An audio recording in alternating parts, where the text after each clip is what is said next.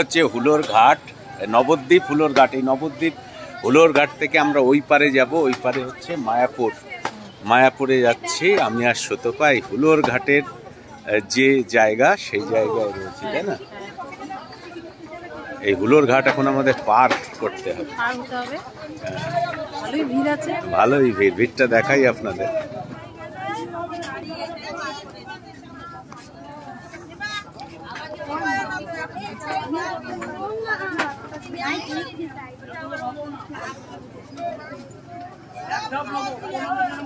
এটা কি নদী দাদা? এটা কি নদী? এটা হ্যাঁ জলঙ্গি না?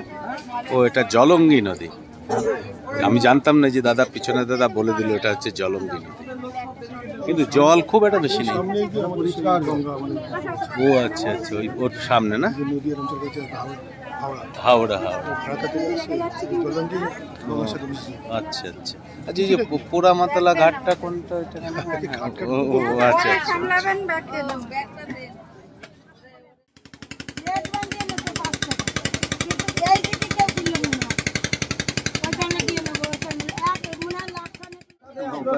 এটা জলঙ্গি পার হয়ে এবার উপরে মায়াপুর, আর এই পারটাতে হচ্ছে নবদ্বীপ। নবদ্বীপ পার হয়ে আমরা মায়াপুর যাচ্ছি। আর এখন ফাইনালি নৌকার উপরে রয়েছে।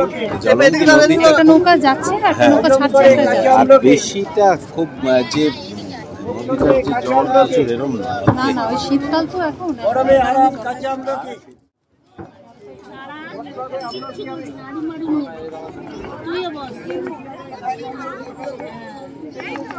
ঠিক আছে, আরো মানুষ নিয়ে বল।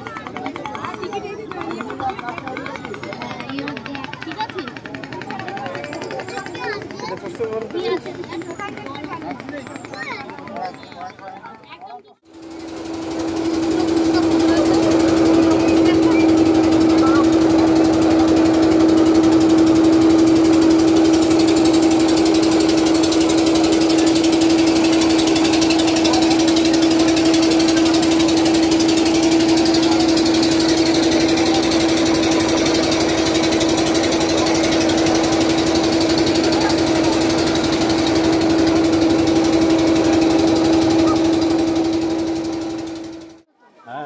কচুরি মচুরি পাওয়া যায় নাকি হুলোর ঘাটে।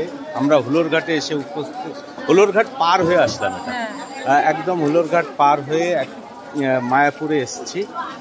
আপনাদের একটা ইনফরমেশান দিই, যারা মায়াপুর আসতে চান, মানে দক্ষিণ এই যে আমাদের যে শিয়ালদা কৃষ্ণনগর যে লাইন, সেই লাইনে যদি কেউ মায়াপুর আসতে চান, অবশ্যই কৃষ্ণনগরে নেমে হুলোর ঘাটে আসবেন টোটোয় করে। টোটো ভাড়া কিন্তু দাম দর করে নেবেন, 60 টাকা 50 টাকা চাই, একটু দাম দর করে নেবেন। মানে বুক করে আসবেন, অনেক টাকা চাইবে, 300 বলবে, কিন্তু একটু অপেক্ষা করলেই প্রচুর এই ঘাটে আসার প্যাসেঞ্জার হুলোর ঘাটে। আর হুলোর ঘাট থেকে 3 টাকা দিয়ে ফেরিঘাট পার হলেই আপনি মায়াপুরে এসে যাবেন। আর এখানে একাধিক দোকান রয়েছে এই ঘাটে, সেখান থেকে আপনারা টিফিন সেরে মায়াপুরে প্রবেশ করতে পারেন, একদম ইসকন মন্দির। মায়াপুরে ঢুকলাম, ঘাটটা পার হয়ে নানা রকম হোটেল আছে, এখানে ভাত পাওয়া যায়, পরোটা পাওয়া যায়, যেটা চাইবে সেটা খেতে পারবে। আমরা সেটা খেয়ে নিচ্ছি, খেয়ে নিই, তারপর আমরা এখানে নিরামিষ খাবার অর্ডার করেছি। এটা ঘাট পার হয়েই এই যে জায়গা, এই যে আমাদের নিরামিষ খাবার দিয়েছে, ঘাট পার হয়েই একদম এখান থেকেই আমরা খেয়ে তারপরে মায়াপুর যাব।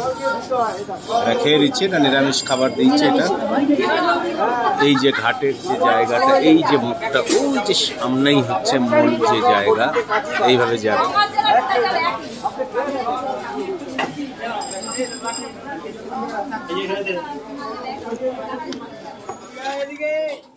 দই লস্যি খাচ্ছ? ভালো জিনিস, হ্যাঁ, তারপর দাম দেবে ভালো। হ্যাঁ, আমি তো বলছি, আমি এটা করছি এখন কিসের জন্য জানেন? কিসের জন্য? আমি বাইরে কাজে গেলাম, পুলিশ মারলো বিনা দোষে। হ্যাঁ, হাতটা ভেঙে দিল, হাতটা, তারপর চোখের প্রবলেম হয়ে গেল। এখন এই নালা আগে সেলাই। বাইরে কোথায় কাজে গেছে? গুজরাট। গুজরাট। হ্যাঁ, লকডাউনের সময় আমাদের ভালোবাসতো, বিহারিরা ঝামেলা করলো, ট্রেন ছাড়লো না দিদি, এর মধ্যে পিটা আরম্ভ হয়েছে। তারপর থেকেই এটা লকডাউনের পরে পেশা পরিবর্তন হয়। কি করবো, কোনো তো খেতে হবে কিছু। সে তো বটেই। তারপর বয়স্ক এক মা বাড়িতে পড়ে আছে, ওনাকেও দেখাশোনা করতে হচ্ছে। এইভাবেই চলছে আর কি।